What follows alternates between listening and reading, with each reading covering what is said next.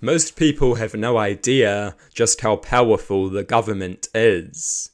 The government is subject to very few limitations. Most governments are restrained by a supreme and entrenched constitution.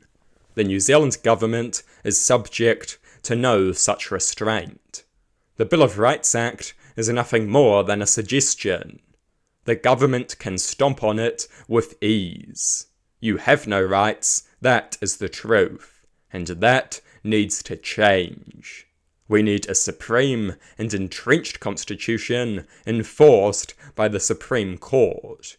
All public servants, military personnel, and law enforcement officers should swear an oath of allegiance to it. It should be short and simple, everyone should be familiar with it. It can be a point of national pride.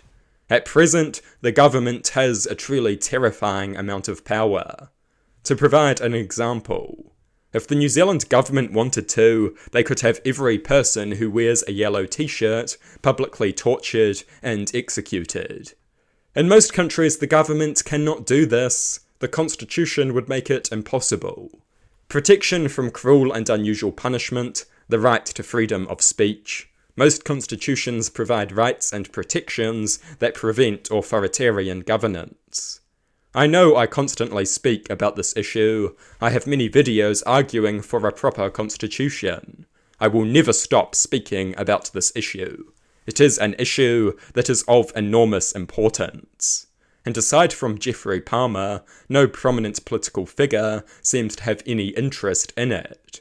And of course they don't, because the lack of a proper constitution increases their power, and they want to keep that power. We will need some exceptionally principled politicians if we want to change this. But change is possible. Most countries have a proper constitution. There is no reason that we cannot join them. And we need to do so before it is too late. I do not want to see this country learn of its vulnerability the hard way.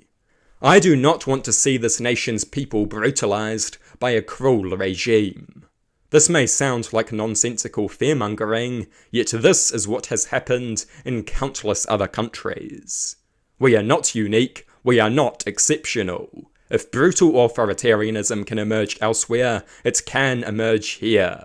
We have seen it in Asia, Europe, Africa, and the Americas. It can happen here too. Let's do what we must to ensure it never does. Some people pretend that Ardern was terribly authoritarian. That was nothing. You think Ardern stomped on your rights? Sure, she did. But her actions were incredibly mild compared to what dozens of foreign leaders do on a daily basis. We need to secure our rights now.